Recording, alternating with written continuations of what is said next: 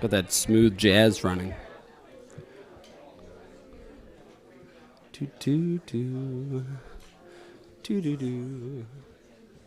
Good morning.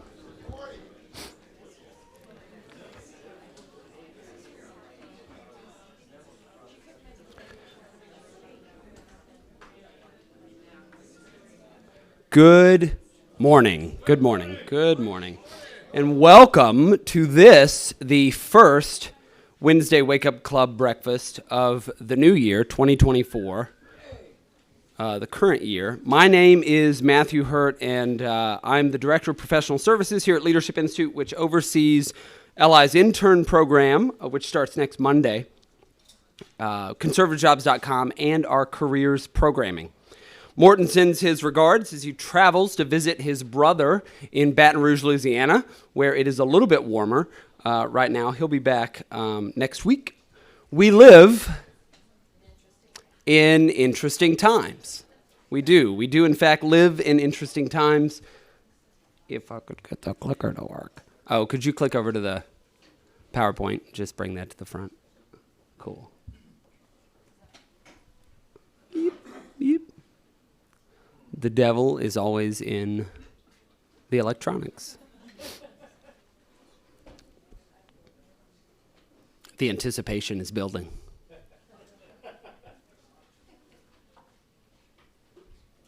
I don't know what the interesting times are. No, Morton didn't write this one. We do still live in them, though. It is the current time. Well, according to this clock, it's 9:03, but it's 8:03 in our hearts. It's 7:03 in my internal clock. I was in Arizona for about a week, and that's a great. You just bring it to the.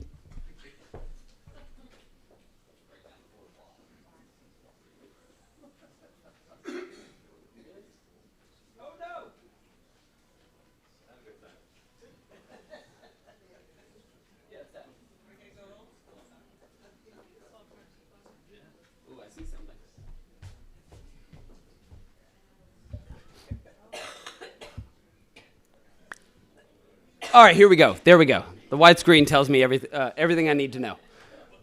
Woo! All right, we live in interesting times. As you likely know by now, embattled Harvard president Claudine Gay resigned from her post yesterday afternoon. What you may not know is the difference between coverage across so-called news outlets.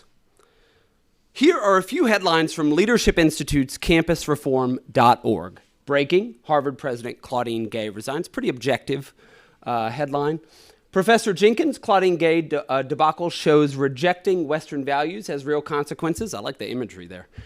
And finally, Harvard board that unanimously supports Gay is overwhelmingly liberal and funds Democrats. Pretty good coverage, pretty objective, newsworthy coverage. But let's take a look. Here are a few. On the other hand, are the headlines from the Associated Press. Harvard president's resignation highlights new conservative weapon against colleges, plagiarism. From MSNBC, MSNBC contributor Jason Johnson, who stands in for that annoying guy, Chris Hayes, not the other Chris Hayes who's coming up in just a moment, says that Claudine Gay bowed to right-wing pressure about plagiarism. New York Times reports that how a proxy fight over campus politics brought down Harvard's president. And of course, my favorite, the Daily Beast, red, shocking red this morning, Mao red. Harvard president Claudine Gay's resignation is a win for right-wing chaos agents. Chaos agents.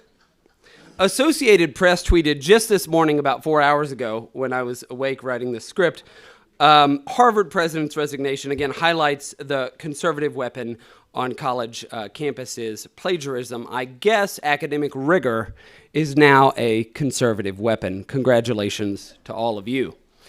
Here in Virginia, however, left-wing activists attempted to follow in the footsteps of Colorado and Maine by attempting to remove Donald Trump from the ballot in 2024. A Clinton-appointed federal judge dismissed this effort last week. So Donald Trump will be on at least one ballot here in Virginia, perhaps even two. The left seeks to, quote, destroy democracy to save it, according to constitutional attorney Jonathan Turley. They won't win here in Virginia. I encourage you to live tweet today's event. The hashtag is WWCB. And in fact, if you're on Twitter or X and you engage with us there at WWCB or use Leadership Inst, INST, we ran out of characters, we will engage back with you. And it's something I think it's important for conservatives to exist in the social media space. We've got some really great digital training if you just want to wade into it and you haven't done that before. Check out Stephen Rowe's digital training.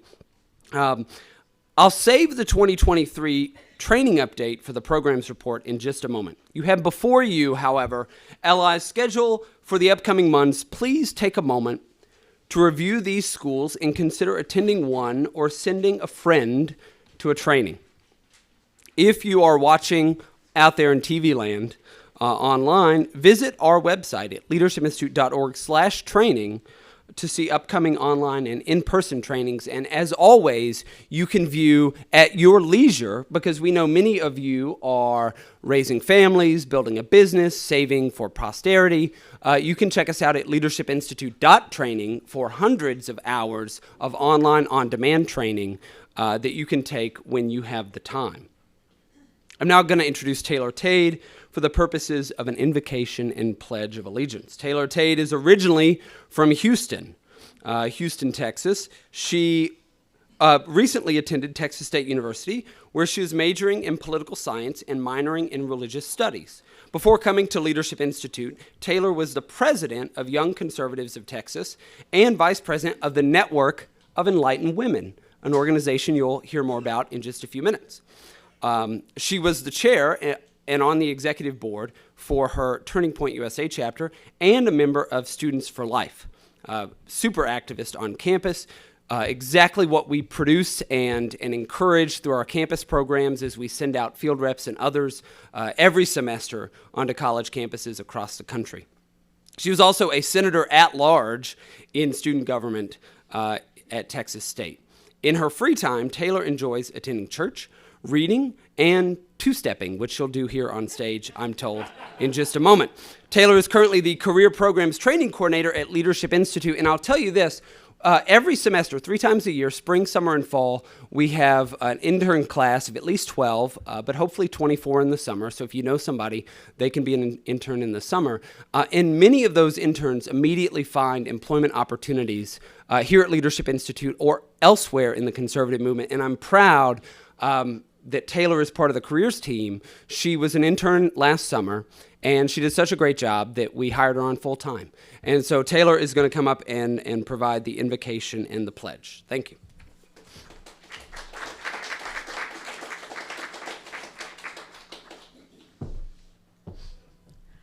Please join me in the Lord's Prayer. Our Father, who art in heaven, hallowed be thy name. Thy kingdom come, thy will be done, on earth as it is in heaven.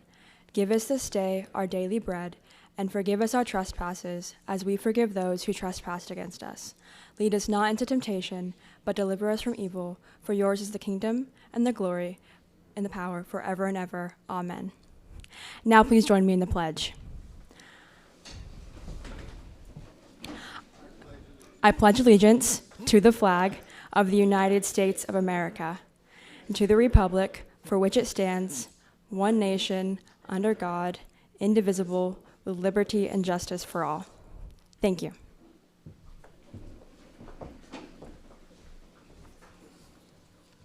All right. No two-stepping this time. I'll now introduce Christopher Hayes, the Deputy Director of Professional Services. Chris is the Deputy Director of Professional Services here at Leadership Institute. He brings more than 10 years of private sector experience in several industries, geographies, and countries. He's been in leadership roles in software companies, healthcare companies, and also the restaurant industry in his younger days. Within the conservative movement, Chris is devoted to restoring the liberalism of the American founding, classical liberalism, rooting out runaway progressive politics and crafting sensible foreign policy that will enable American security, prosperity, and liberty. Chris joins Leadership Institute shortly after completing a master's program in foreign policy with China at the Fletcher School of Law and Diplomacy, which is a hybrid education between Tufts and Harvard. He may be the next president of Harvard, I'm told. He followed this with 9 months of research at the Heritage Foundation Simon Center of American Studies before joining the Leadership Institute team. Prior to his pivot to the policy world, Chris spent 5 years in management consulting with United Health Group's Optum Consulting. He built a lot of great PowerPoints, I'm sure. This role took him around the country and exposed him to a wealth of business operations. His earlier work experience ranged from finance to construction to managing a small restaurant. Chris has lived in 6 U.S. states as well as Beijing, China, Geneva, Switzerland. He speaks French and is developing his Mandarin. We're all going to have to learn it sooner or later. He has taught classes in both Chinese history as well as project management. If you're ever interested, he'll be happy to chat with you about the NBA or play a quick game of chess. Chris, please come up and deliver the programs report.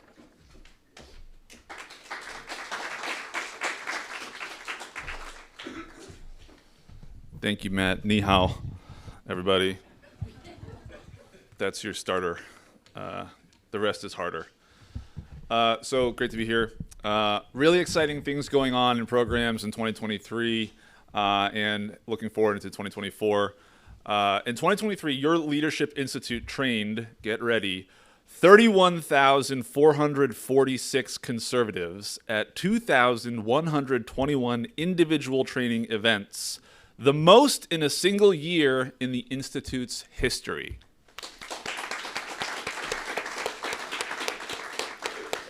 So for those of you who are wondering how are we going to win this fight, that's how.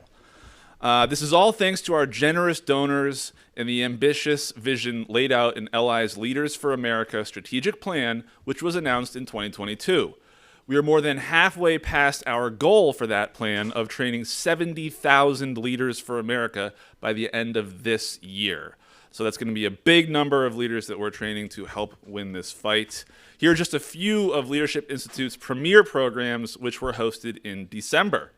LI hosted its 7th Campaign Leadership College, our 9-day intensive program that teaches conservative activists to become campaign managers and other high-level staff on campaigns for U.S. Senate, the House of Representatives, Governor, Parliament, and perhaps even President of the United States of America. The CLC has produced more than 280 high-level campaign staff since its creation in the summer of 2022.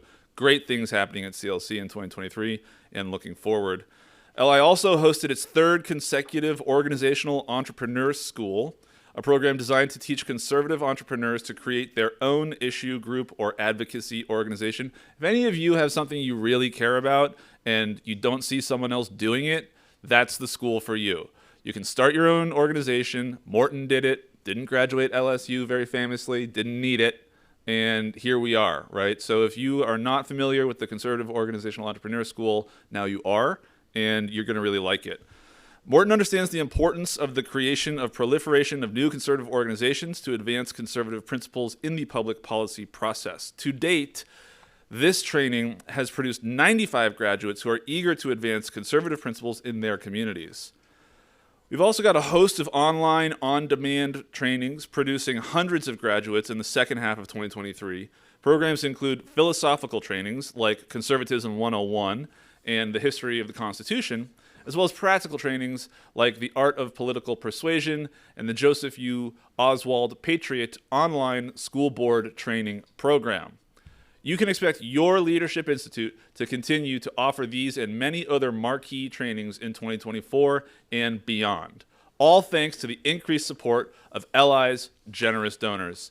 So ladies and gentlemen, thank you so much for all of your support in 2023 and looking forward into 2024. Thanks, guys.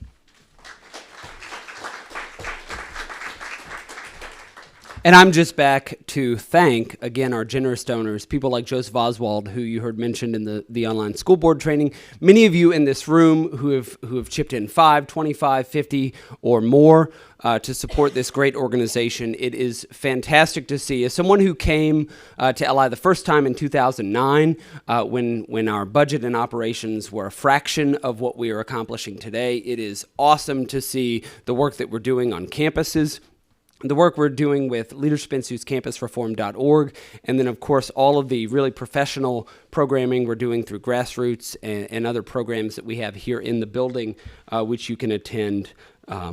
With that, I'll bring Taylor back up to introduce our guest speaker.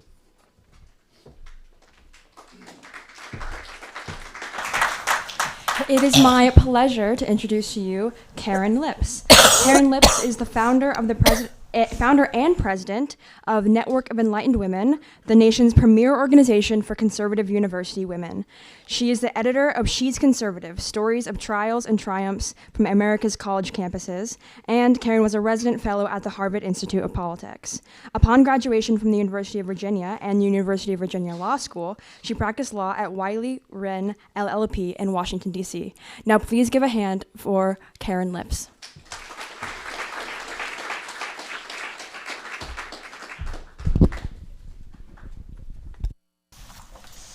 Good morning. Good morning. Women dominate college campuses today. On some campuses, up to 60% of students are women. But unfortunately, conservative young women often feel very isolated and lonely. Approximately 58% of women in college self-identify as liberal, compared to about 15% who identify as conservative. And among female professors, almost 60% of them identify as liberal, compared to only 22% who identify as conservative. One of the most common conversations that I have with young women on college campuses is about how alone and isolated they feel. From what I hear, it often feels more like 90% of their peers and professors are liberal. So what is a conservative young woman to do? Well, more than 15 years ago, I was a student at the University of Virginia and got involved in some different clubs like College Republicans to further develop my interest in politics and policy. And ultimately, I found the College Republicans was, of course, more interested in politics. It was fascinating. One of the leaders of the club back then, he had already bought his website for 20 years into the future for when he was going to run for office. So less interested in necessarily talking about the issues of the day and how policies were impacting kind of our personal lives. I came to DC for an internship for my home state senator, Senator Lugar from Indiana, and loved being around people who wanted to talk about different policies and wanted to get into the nuances behind different arguments and ideas. And I left determined to continue those conversations at UVA. But unfortunately, the women's groups at UVA weren't necessarily open to more conservative ideas. I returned to UVA and I remember walking by our Women's Center. You know, you see a building, it's called the Women's Center. I'm a woman. You think it's open to all women. But unfortunately, I went to the Women's Center one day, asked a faculty member if they might be interested in co-sponsoring a group for conservative young women. She looked at me like I was crazy, chuckled, and said, "Not here." And so that's when I decided to fill this need that I felt we needed to fix on college campuses. I started the Network of Enlightened Women, or NEW, as a book club for conservative young women, with education as the focus to provide this intellectual home, this robust community for young women on these campuses. We've now grown from a small book club at UVA into a national organization and community for thousands of women. We've held events with top conservative women leaders, including Governor Nikki Haley, Senator Marsha Blackburn, former White House Press Secretary Dana Perino. And it's a true pleasure to get to invest in young women like Taylor, who are on campus, they're trying their best, they're trying to figure out How do you speak out as a conservative? And how do you just fight back against the social pressure that's there on campuses? And so we're providing that home for them. After I graduated, I stayed in law school, practiced law, and then now I've come back to the organization to run it. So when a young woman steps foot on campus today, unfortunately, I'm afraid that things have gotten worse. She now faces not only pressure from her faculty. One study found a 6-to-1 ratio of liberal faculty to conservative. She faces bias from her administrators. A study a few years ago found a 12-to-1 ratio. So as we know, our administrators are growing. There's a growing presence, growing number of them on campuses, and 12-to-1 liberal to conservative ratio there. And then faces real silencing pressure from her peers. So I wrote this new book, You're Not Alone, The Conservative Woman's Guide to College, which is a compilation of interviews and stories from my years of running New, featuring these young women and identifying problems that young women face on college campuses and practical solutions, practical strategies for how to actually deal with them. How do you build that community of peers on campus? How do you run for student government? How do you figure out how to get involved in conservative clubs on campus? And then how do you get internships and jobs after school? So really trying to identify these problems and then how to address them. It's divided into 4 parts, starting with college preparation, including how do you make that decision of how you pick college, right? It seems like there's lots of things that schools advertise today, from water parks to zip lines to all year round snow mountains. But really thinking about, is that what you should be focusing on? Probably not. And instead focusing on things like, has a university adopted the Chicago Statement? Where are they on intellectual diversity and free speech? Is there an intellectual home for conservatives on that campus? So really trying to identify what are some important things that parents and grandparents should be thinking about when they're having those conversations with high school students about where to go to college, and these high school students, what they should be thinking about as they're picking their schools. So I wanted to start by jumping right into the social pressure and silencing and censorship that young women face on campus, because I think it's so important for us all to be aware of what they're actually facing. As we've seen from Harvard, and this story getting a lot of attention, campuses need accountability, they need cultural shifts, and they need some changes, because it's not an intellectually diverse environment these days on most campuses. And further, it's not just that there's not conservative views, they're not welcome, it's that they're often really silenced, and there's a ton of pressure to keep quiet if you are conservative. To many of their liberal peers and classmates, conservative students aren't just peers with different views today. Instead, they're outcasts, treated as a threat that has to be silenced or removed from social spaces. This attitude creates tremendous social pressure for them to stay quiet or even change their views. While some students self-censor because they're worried about grades, a very practical concern for many, some do it just out of the social pressure, fearing that they won't make friends on campus. So it's important that we create community and provide an alternative and train them up to speak out. Because the silencing pressure is bad for everyone. It's bad for conservatives who don't get to share their views. It's bad for liberals who don't get the chance to engage with someone on the other side and hear other points of views and be challenged by them. When I was in school, I remember going to events with liberal speakers. And you'd have those moments as a student where you think, oh, I'm going to ask a really tough question, or someone else would ask a question that you think would be like, oh, this is a really tough question. And the speaker might win those little exchanges or skirmishes. But it would encourage you to go back home, research more, and be prepared to address that argument next time. You also might learn something from the other side. So these exchanges improve critical thinking skills. And it's bad for society to be developing a generation of leaders who can't engage with each other civilly. Right? You've got to be able to find some common ground. And even if you disagree strongly, you've got to be able to coexist civilly. One signal of the social pressure is the extent to which people self-censor on campus. A report from the Knight Foundation found that 65% of students said they believe their campus climate, quote, prevents some people from saying things they believe because others might find it offensive. And so what others think they might find it offensive is encouraging people to stay quiet. Now, many students face social pressure from the moment they step foot on campus.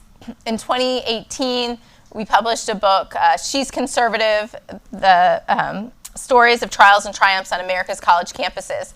And it was fascinating that one of the themes that emerged is that most of the women made a decision before they even got to campus that they were going to keep their views quiet for fear of not being able to make friends. In other cases, more recently, we've heard stories of, some confrontations that are more serious, some that are more petty in a way. Students have told stories of peers drawing inappropriate messages on their whiteboards, and then on social media trying to follow them or share their content. We've had students down in Florida who've had flyers ripped down when they've had events, and students share themselves, record themselves tearing down flyers and then trying to, insult the conservative group on campus. At Southern Methodist University, 3 of our students tried to start a chapter, and the students often have to approve it. The student councils get to decide if they approve it or not. And they rejected it in part because they said there was another women's group already on campus. So as if all women think the same. That's not the case, and we know it, but that's the message that the left sells women. That you either believe what we do or your view doesn't matter. And this is a message that is not just heard on campuses, but I'm sure many of you all who are activists in your communities, you hear it too. If you don't buy into the liberal view, you don't count as a woman. And I think part of what we're doing is new, and part of what I'm doing with this book project is trying to encourage women to stand up and fight back against that narrative, to know that there's a community out there that will support them and that they're not actually alone. There's lots of women who think like them.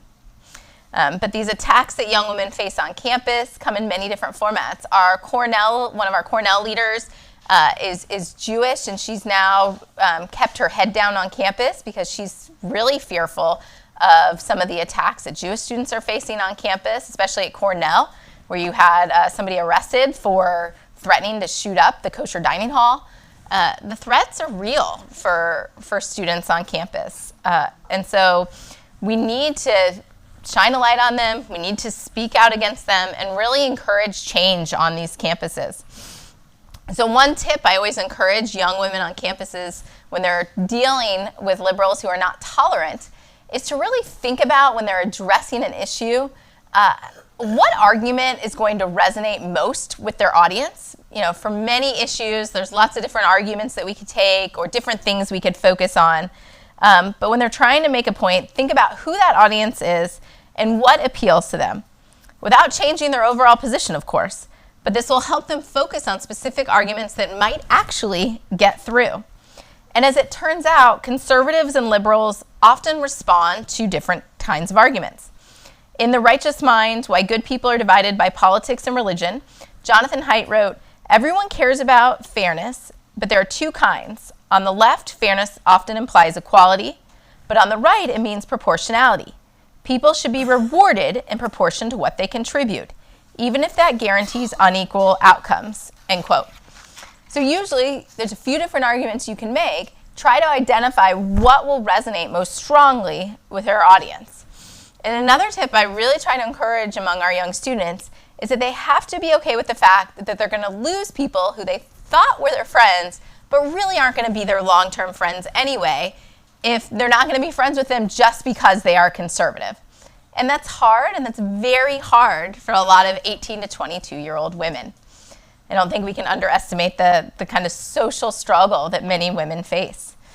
One student in the book, Talia from University of South Florida, shared what seemed at the time is a very sad story of her really developing her political views, and her childhood best friend, who she had imagined, being in her wedding and their children playing together and had this vision of them kind of growing up together, started attacking her online. She said in an interview, which I included in the book, quote, "My childhood best friend did not like this. I started to be attacked brutally online by lots of people for sharing my views. I was called a handmaid by an adult who I considered to be a close family friend. Instead of checking on me, my childhood best friend continued to attack me and eventually texted me, 'I can't be friends with someone like you.'" That's how serious the kind of attacks on women are who speak up. But I do love it. A number of our students have kind of taken on the idea that they are the conservative woman on campus. And one of our students wrote, she summed up the situation well, "I wear my conservative shirts, sweatshirts, etc. with pride. I love what I believe in, and if my friends can't accept that, they are not real, true friends. Surround yourself with people who are going to be there and are going to support you. Let the negativity run off your shoulders and keep being yourself." And that's a message that more young women need to hear. So in the book, I explore the campus atmosphere, really setting up what young women are going to face. I know many of you all, by reading Campus Reform, you see a lot of what is going on campus. I cite Campus Reform a number of times in the book, so I'm thankful to have their research and their writers to refer to. I also write about the importance of campus organizations. And LI does so much work getting campus organizations started on campus. These organizations are not only providing an intellectual home for conservatives, they're providing the other side in many cases, a side that students wouldn't even have the chance to be exposed to. So I provide in this book step-by-step on how students can even identify these clubs. One way is to go to student activities fairs. We send our students pink tablecloths and lots of bright pink to stand out to try to attract young women. There's also ways to find student newspapers, just getting involved, finding those student clubs. I think if you've got daughters or granddaughters who are getting to campus or on campus, I'd really encourage them to find that intellectual home, find those conservative clubs where they can find those peers. And I think that makes such a big difference. And then include a section on personal advancement, from how do you address social media, how do you get internships and jobs, and also how do you pick your college major. One thing that I find fascinating is that there's so many choices in terms of college major, and people pick majors for a variety of reasons. I would say some more maybe robust than others, some based on class times or professors or different things, whereas really the college major can make a big difference. So I encourage readers in this to select a major that will set them up for the career that they want. So thinking about their job prospects after graduation and their potential for career growth, give them pick a major that will give them the best chance. Some majors are more targeted, right? If you want to be a doctor, want to go to med school, pre-med makes sense. Others can open a lot of doors to different professions, like economics majors. And for some post-graduation plans, it really matters. Some, it doesn't matter as much. I knew I wanted to go to law school, so it was less important what specific major I chose, and more important to just do well academically in whatever I picked. For those who want to be journalists, they could major in journalism, English, maybe a specific area of the world, but just trying to be strategic about what major they pick. I also go a step further and encourage these students to not just think about what career they want, but what kind of life they want long term. That sometimes the major they pick can really set them up for success depending on what they want their future to look like. Do they want to get married? Do they want to have kids? And will the major set them up for a career that will often give them that flexibility that many want? When I started having kids, I wanted more flexibility, and working at New has provided that flexibility. If somebody's thinking about a communications job, going to be a DC journalist is going to provide less flexibility than working in communications, at another company, right? You can move around more. You're not dependent on press releases from the White House or news drops. So thinking through what major, what career will set you up for the life, even beyond just your career life, that you want. Now, one of the most fascinating conversations I often have on campus is about women's studies departments and women's studies majors. And I remember being at the University of Pittsburgh a few years ago discussing equal pay. And during the speech, I asked students to share their major just so I could get to know the audience. I got in the sense that I had some students who were less friendly to my ideas in the audience, which is fine. And I remember one student basically avoided eye contact and tried to avoid answering the question. After I engaged her directly, she said she was rejecting my question about picking major and about being a women's studies major. And it was just fascinating to me that she didn't want to make that connection between what their choice was in a major and what they might end up getting paid after graduation. Because we know that what you choose as a major can heavily influence your career earnings. So I think if somebody doesn't know what they want to major in, one thing to consider is what careers, including what career earnings, are likely going to result in their major. And students, there's great resources out there. So according to PayScale's college salary report, petroleum engineering is the highest paying major. Yeah, no surprise it's an engineering major. And you can imagine where women's studies ranks on this list. 651. But according to the National Center for Education Statistics, women earned only 17% of petroleum engineering majors, but 93% of women's studies majors. Now, I would not recommend a women's studies major. However, if somebody wants to do that, they can. They should just go into it eyes wide open, knowing that they're likely going to have lower career earnings. They just should make that choice. FreeOp has put together research looking at earnings and return on investment on different majors and at different schools. So there's another good resource that I point students to in this book. And then finally, I encourage students when they're selecting a major to get to know some of the classmates and the professors in that major, because you don't really want to be around, you're going to spend a lot of time with people in these majors. You don't really want to be around people who are going to be viewing everything through a lens that's very different than yours, right? If they're seeing everything as women are facing the patriarchy and oppressive patriarchy, that might be a challenge to be taking all those classes. So get to know those people that you're going to be spending time with.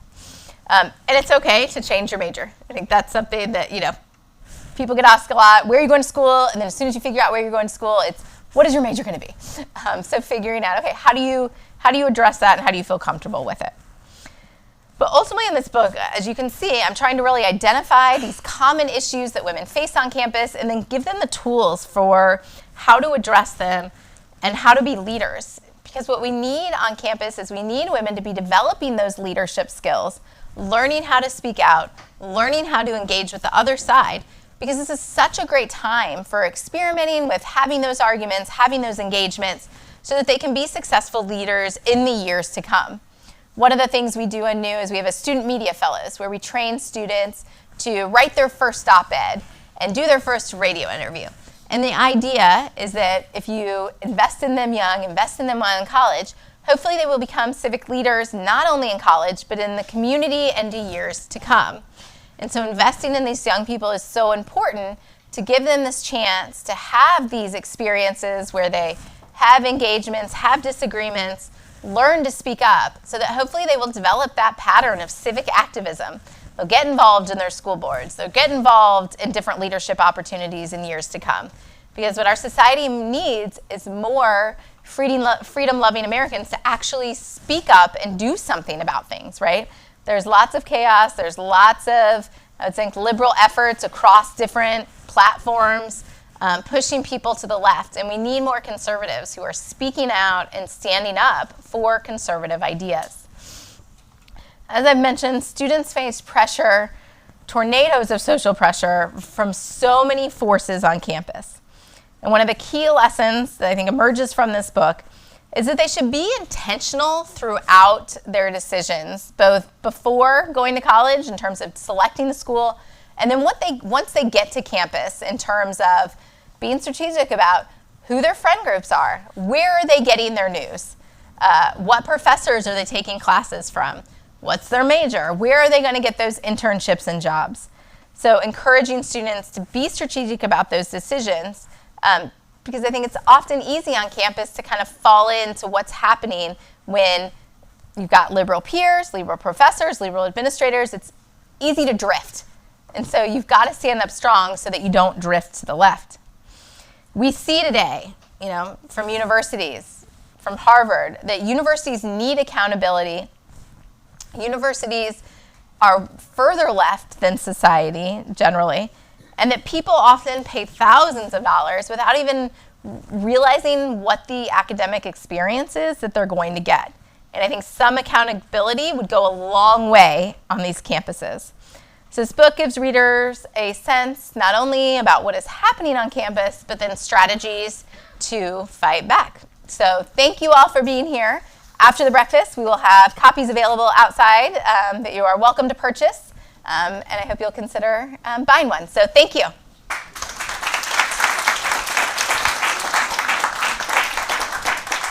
We will take a few questions. Please wait until a microphone has come to you. We've got a couple in the back. I'll let you, Karin, decide who. And Will, it looks like you've got a couple in the back there. Okay, let's start in the very back and work our way forward. To the left.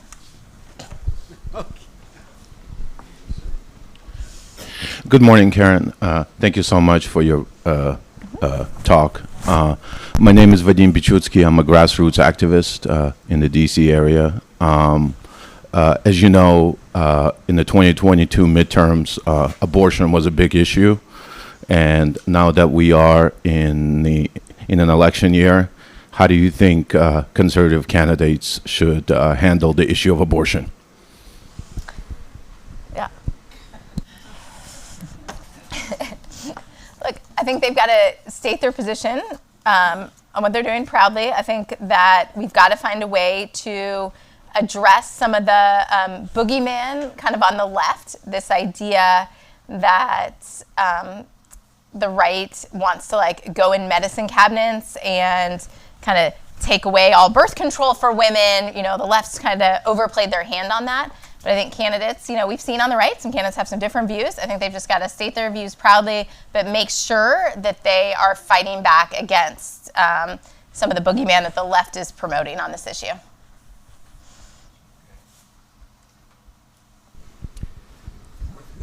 Good morning, Karin. Oh, okay. On the Metro this morning, as I was coming over here, I read an article about how DEI has exploded on the universities and corporations and all across the United States. And my question is, have you approached a DEI office at a university and asked them if DEI extends to conservative voices and conservative organizations like you? I mean, if you stop and think about the sheer definition of DEI, I mean, it would certainly equity, inclusion, diversity. Why would it not, or does it apply to organizations like you, or do they tell you conservatives are not welcome in the DEI office? So one of the things that's fascinating on campus is that there's been all these institutions that have been created that are supposedly to help students, right, or help everyone. Yet they're part of this progressive agenda that has one view of things. So I told the story about the Women's Center at UVA, right? UVA is a state-funded university. You would think a women's center would be open to all women, but actually it's promoting a very narrow vision about what women are and what women want. Now, we're seeing this again with DEI. There's a version of what diversity really is and what diversity really counts. And unfortunately, conservative intellectual voices isn't part of that, right? Yeah, so you're excluded from the diversity, equity, inclusion, which in and of itself, it should be extended to everyone, not just a narrow voice. Yeah, so it's a narrow view about what diversity is. And as I mentioned, it's not just faculty who are more liberal, but this explosion in administrators. It's fascinating. You go to universities today, and there are deans and vice deans and provosts and vice provosts of all kinds of things. And these are just growing and growing. And they are focused on, I would say, influencing the culture on campus and like pushing an agenda or one view of things to the exclusion of a lot of conservative ideas and conservative views. Excuse me. Yeah, and so one of the things I think that needs to happen is I think more light on how big a budget these DEI programs are all taking up. Yeah, how much money is going towards them, what their agenda is. And I think we're seeing this a little bit, right? Like we're seeing this at Harvard, this question about DEI and what it really means practically on campuses. So I think this idea of pushing back on these institutions matters.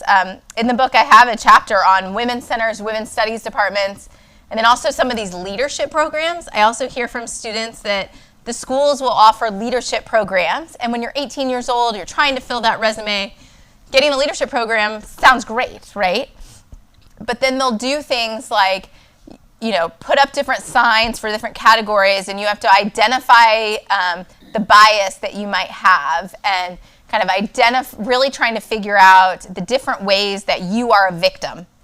And so kind of identifying that. So I think it's not just in kind of DEI programs, but it's also there's just these different institutions on campus that are promoting this agenda, but they do it in a way that it's not always obvious to students, right? You think leadership program, great.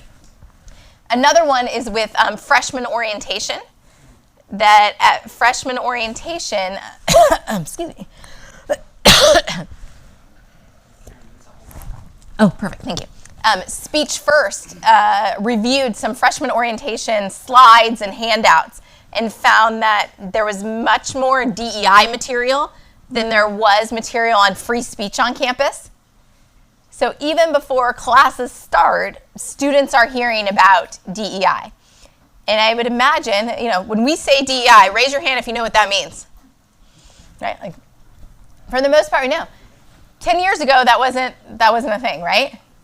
That people would all know about. So it's grown on campuses, and I think it's those type of things that you think, okay, these leadership programs, these freshman orientations, it's infusing every part of campus. And so that's a major concern of, okay, how do you deal with these programs that are pushing their agenda, but it's not like students are always just like self-selecting and saying, oh, I want to go be part of this program. It's, oh, I want to be part of a leadership program. Oh, but it's run by the DEI office.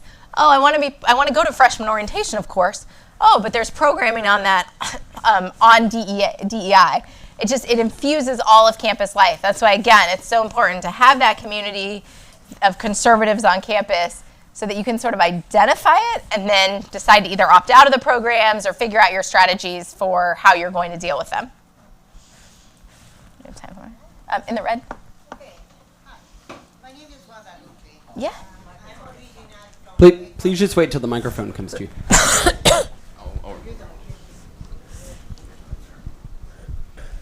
Thank you. Is done? Hi. My name is Guadalupe. I'm original from Ecuador, South America. And as immigrant, I came over here. I went to campus because I have to validate my career. So I have the experience of what they say about women. So when they started to give some information from the other side, I stand up and I told the teacher and my co-students to say, I came over here, I pay for my education, and I want to learn the subject. Yeah. Well, yes, indeed, they have some issues that they start to push me away, but I brought my conservative values from my family, from my country, and keep it that one. So I never felt intimidated, so I encourage every woman to be strong and keep going and stand up for it. Thank you. I encourage them all to stand up too, because what happens is you can get in the habit of just sitting down and saying, okay, we'll just let that go, we'll let that go, it's fine. And it's hard at first. Having those conversations is hard. It's hard standing up to your peers. It's hard calling things out. So you've got to get in the habit of doing it.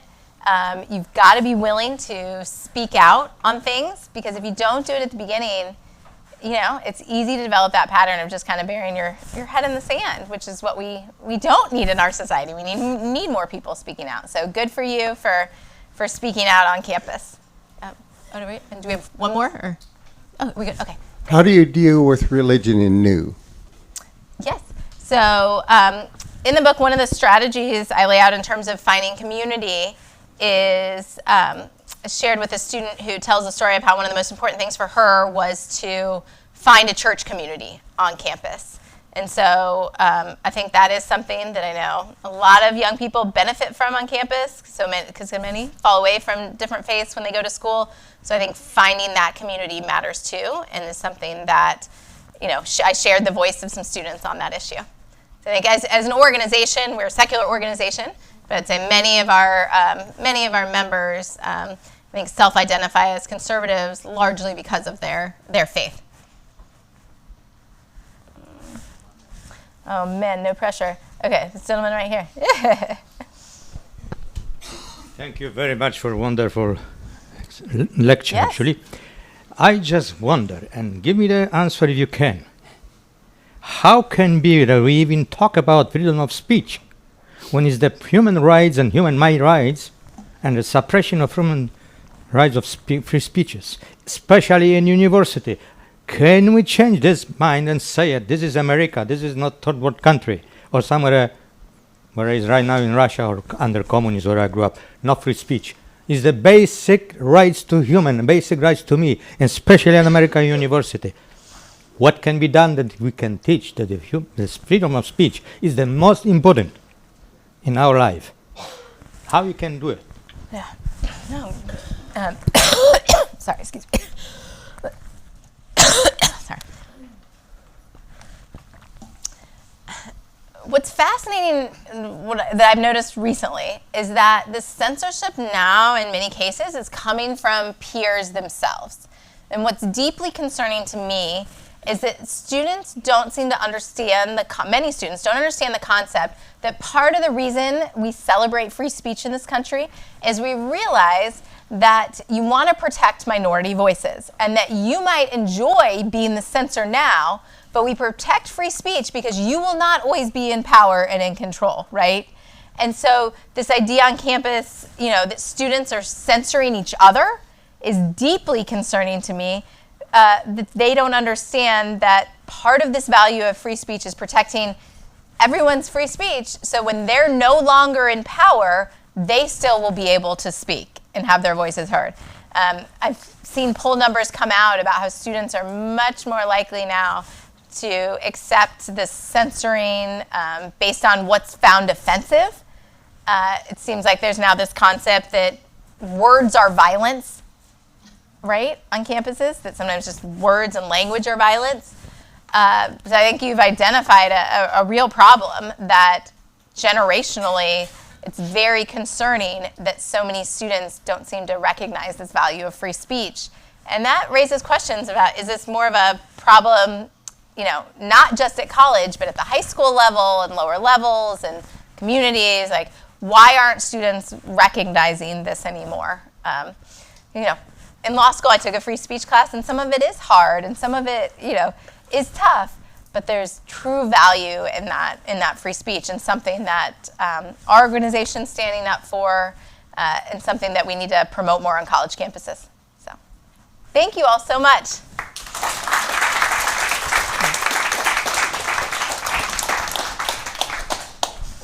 Thank you so much, Karin. And I'm going to bring you up just one more time, really quickly, once I get this microphone. And Karin, I'm going to present to you, as we do here at Leadership Institute, with an Adam Smith scarf. Wonderful. It's a green. It's not the same green as your dress, though, so I don't think it matches. But it is, Leadership Institute is the #1, the only producer of Adam Smith attire in the U.S. Thank you. Join us on, and when you leave, when you go out to the elevator, we will have copies of Karin's book You'll be able to pay by QR code. I'll be at the table, and I'm told Karin will sign those for you if you like, so she'll be able to take other questions perhaps as well. Be respectful of her time, but you'll be able to pick up a book on your way out by purchasing that. Join us on Wednesday, February 7th for our next Wednesday Wake Up Club breakfast. I encourage you to go ahead and RSVP online at leadershipinstitute.org/breakfast. And then Andres Nava is right over there. He's going to join me up here near the lectern. I encourage anyone interested in a tour of the Stephen P.J. Wood building, the building that you're in today here at 1101 North Highland, and the Emerson and Dolores Reinsch Center for Campus Reform. I just saw Lola a couple of weeks ago before Christmas to meet Andres Nava here at the lectern. He will give you a great tour of the Leadership Institute and will be happy to answer any questions you might have. Thank you so much for joining us this morning, and we will see you at an upcoming Leadership Institute program. Thank you.